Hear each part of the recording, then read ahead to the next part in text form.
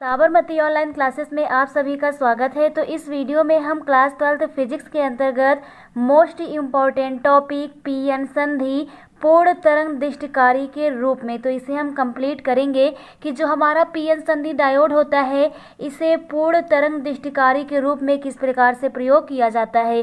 तो सबसे पहले यहाँ पर हम लोग फिगर समझ लेते हैं। तो यहाँ पर हमारे पास एक ट्रांसफार्मर टी होता है। एक ट्रांसफार्मर क्या है, यहाँ पर हमारे पास टी है। ट्रांसफार्मर यहाँ पर जो हमने लिया है वो हमारा अपचाई ट्रांसफार्मर है। अपचाई ट्रांसफार्मर वह ट्रांसफार्मर होता है जिसकी प्राथमिक कुंडली में फेरों की संख्या कम तथा द्वितीय कुंडली में फेरों की संख्या अधिक होती है। तो यहाँ पर हमने एक ट्रांसफार्मर ले रखा है अपचाई ट्रांसफार्मर। इस ट्रांसफार्मर की ये हमारी प्राथमिक कुंडली है और ये हमारी द्वितीय कुंडली है। जो हमारी प्राथमिक कुंडली है इसमें हमने एक एसी लगा रखा है, मीन्स निवेशी प्रत्यावर्ती वोल्टेज लगा रखा है।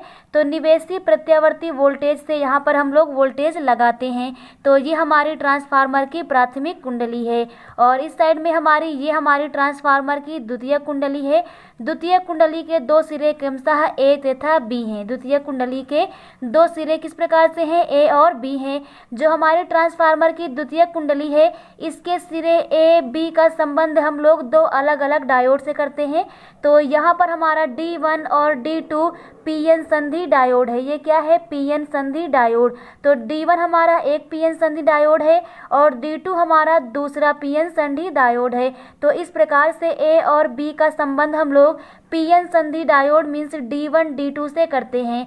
तो संधि डायोड जो हमारा D1 है इसका जो पी क्षेत्र है इसको हम लोग ए से जोड़ते हैं। इसी प्रकार से जो हमारा संधि डायोड D2 है इसके पी क्षेत्र को हम लोग बी से जोड़ देते हैं और इन दोनों के जो एन क्षेत्र हैं इनको हम लोग यहाँ पर एक कॉमन बिंदु एम से जोड़ देते हैं। और इस एम बिंदु जो हमारा है इसके आगे यहाँ पर हम लोग करते क्या है, एक लोड प्रतिरोध RL लगा देते हैं जो कि सी से डी की ओर है। तो इस प्रकार से हमारा कंप्लीट ऑपरेटस हो जाता है। तो अब हम यहाँ पर समझते हैं कि किस प्रकार से यहाँ पर हम लिखेंगे कि जो हमारा पीएन संधि डायोड है इसे हम पूर्ण तरंग दृष्टिकारी के रूप में ऑपरेटस को किस प्रकार से तैयार करते हैं। तो यहाँ पर हम लोग लिखते हैं कि पीएन संधि डायोड पूर्ण तरंग दृष्टिकारी के रूप में दो संधि डायोड D1 व D2 का प्रयोग किया जाता है। तो जो अभी हमने यहाँ पर देखा है इसी को हमें यहाँ पर लिखना है। तो इसमें हम बताते हैं कि पीएन संधि डायोड में पूर्ण तरंग दृष्टिकारी के रूप में दो संधि डायोड D1 और D2 को प्रयोग किया जाता है।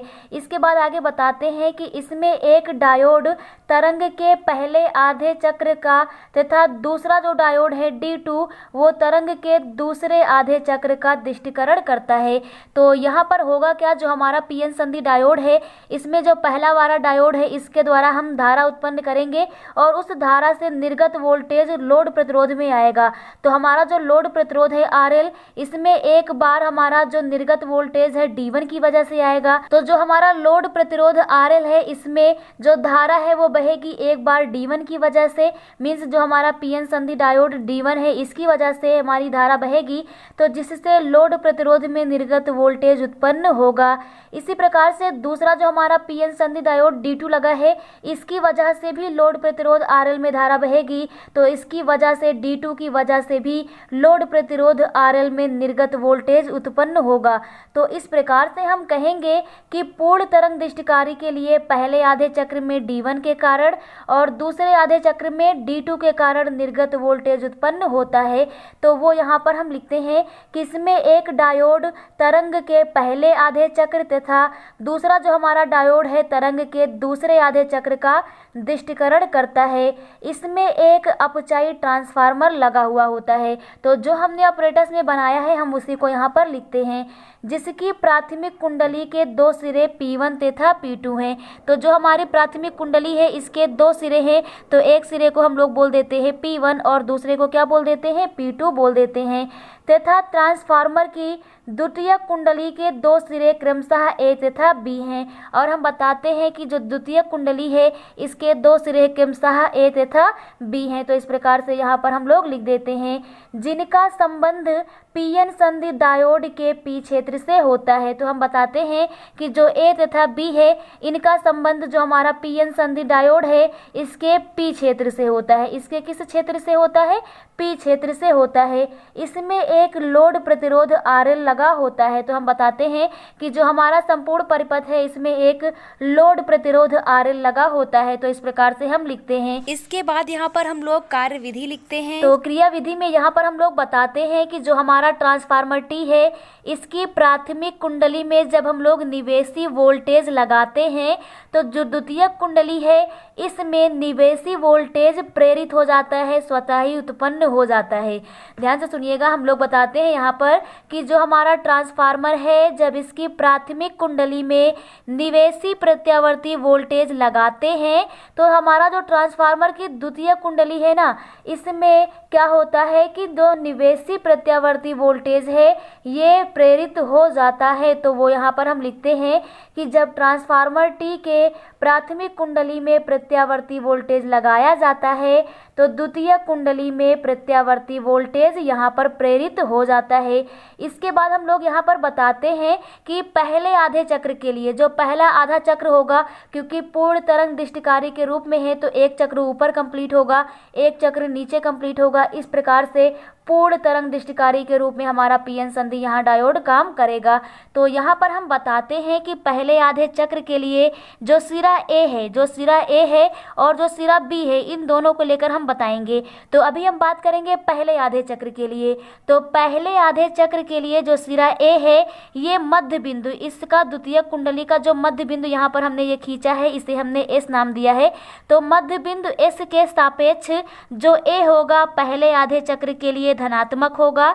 ये क्या होगा? धनात्मक होगा। तो हम बताते हैं कि पहले आधे चक्र के लिए सिरा ए एस के सापेक्ष मध्य बिंदु एस के सापेक्ष धनात्मक होता है और अगर ये धनात्मक है तो बी क्या हो जाएगा? वो ऋणात्मक हो जाएगा। तो जो बी है वो एस के सापेक्ष ऋणात्मक होगा।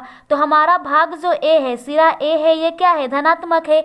धनात्मक होने का मतलब है कि ये अग्र अभिनति में है, धारा इसमें ए से पीएन संधि डायोड की ओर जाएगा और इस प्रकार से लोड प्रतिरोध में धारा सी से डी की ओर बहेगी। किधर से? सी से डी की ओर बहेगी।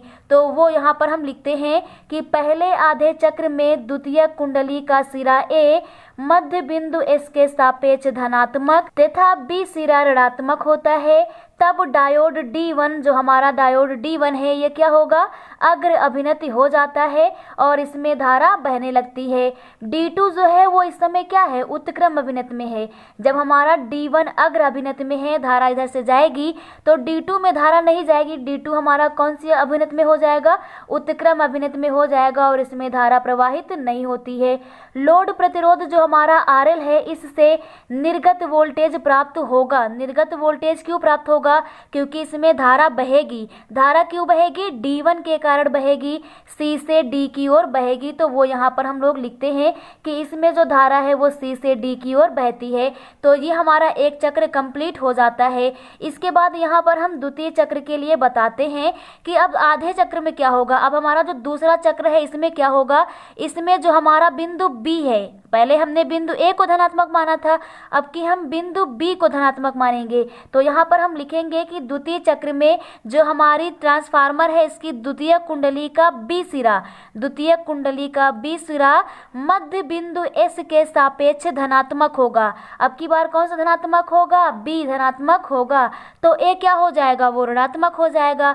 तो वही यहाँ पर हम बताते हैं कि जब हमारे ट्रांसफार्मर की द्वितीय कुंडली का बी सिरा मध्य बिंदु एस के सापेक्ष धनात्मक होता है तो ये हमारा जो D2 है ये कहलाएगा अग्र अभिनति। अब की बार हमारा D2 हो जाएगा अग्र अभिनति में, तो D2 से धारा बहेगी और जो हमारा A है ये हो जाएगा अब की बार माइनस में, ऋणात्मक में। तो D1 हमारा उत्क्रम अभिनत हो जाएगा, इसमें धारा नहीं बहेगी। तो अब की बार हमारा B धनात्मक है तो D2 में धारा बहेगी और D2 से धारा जाएगी और वो हमारा लोड प्रतिरोध में किस प्रकार से जाएगी? जाएगा C से D की ओर। तो क्योंकि लोड प्रतिरोध में धारा फिर से बहेगी तो लोड प्रतिरोध में निर्गत वोल्टेज उत्पन्न हो जाएगा। तो हम यहाँ पर लिखते हैं कि द्वितीय अर्धचक्र में ट्रांसफार्मर का A सिरा मध्य बिंदु इसके सापेक्ष क्या है, ऋणात्मक है, तथा जो हमारा B सिरा है ये क्या है, धनात्मक है। अर्थात इस बार डायोड D2 जो होगा ये अग्र अभिनत होगा। तो इस प्रकार से हमारा जो D2 है ये अग्र अभिनत हो जाएगा और D1 जो है ये क्या हो जाएगा, उत्क्रम अभिनत में हो जाएगा। तो D2 में धारा प्रवाहित होगी जो पुनः लोड प्रतिरोध RL में C से D की ओर बहती है। यहाँ फिर से हमें निर्गत वोल्टेज प्राप्त होता है। तो इस प्रकार से हम बताते हैं कि जो हमारा लोड प्रतिरोध RL है इसमें निर्गत वोल्टेज उत्पन्न हो जाता है। इसके बाद यहाँ पर हम बताते हैं कि इस प्रकार निवेशी विभव के पूर्ण चक्र के लिए धारा एक दिशा में रहती है, इसे पूर्ण तरंग डिस्टकारी कहते हैं। तो इस प्रकार से हमारा पूर्ण तरंग डिस्टकारी के रूप में पीएन संधि डायोड का प्रयोग किया जाता है। इसके बाद यहाँ पर हम लोग समझ लेते हैं जो हमारा वोल्टेज होता है वो किस प्रकार से होता है। तो पीएन संधि डायोड में यहाँ पर जो वोल्टेज होगा हमारा उसे इस प्रकार से हम समझते हैं कि यहाँ पर होगा क्या, ये हमारा निवेशी वोल्टेज है, ये हमारा क्या है, निवेशी वोल्टेज है। इसमें हमारा धारा जो है ऊपर जाएगी, उसके बाद हमारी धारा नीचे जाएगी। तो इस प्रकार से हम कहेंगे कि धारा जो है सुरंग और गर्त में जाएगी, सुरंग और गर्त में जाएगी। तो इस प्रकार से ये तरंग हमें प्राप्त होगी। इसके बाद हम लोग निर्गत धारा की बात करें तो निर्गत वोल्टेज हमारा लोड प्रतिरोध में उत्पन्न होगा, अर्थात यहाँ पर निर्गत धारा दोनों में आएगी। मीन्स जब हमारा D1 अग्र अभिनत में होगा तब भी निर्गत वोल्टेज उत्पन्न होगा और जब हमारा D2 अग्र अभिनत में होगा तब भी निर्गत वोल्टेज उत्पन्न होगा। तो इस प्रकार से हमारी संरचना इस प्रकार से यहाँ पर बन जाएगा। वहीं अगर यहाँ पर हमारा जो फिगर है, जो हमारा संधि डायोड है ये अर्ध तरंग दृष्टिकारी के रूप में प्रयोग होता तो निर्गत धारा हमारी इस प्रकार से प्राप्त होती। एक बार हमें प्राप्त होता, फिर रिक्त स्थान होता, फिर हमें प्राप्त होती निर्गत धारा, फिर रिक्त स्थान होता। लेकिन क्योंकि हमारा जो पीएन संधि डायोड है ये पूर्ण तरंग दृष्टिकारी के रूप में है तो पूर्ण तरंग में दोनों में हमें निर्गत धारा प्राप्त होगी। तो इस प्रकार से हमारा पीएन संधि डायोड जो है वो पूर्ण तरंग दृष्टिकारी के रूप में प्रयोग किया जाता है। तो इस प्रकार से पीएन संधि डायोड पूर्ण तरंग दृष्टिकारी के रूप में आप लोगों को क्लियर हो गया होगा। Thank you.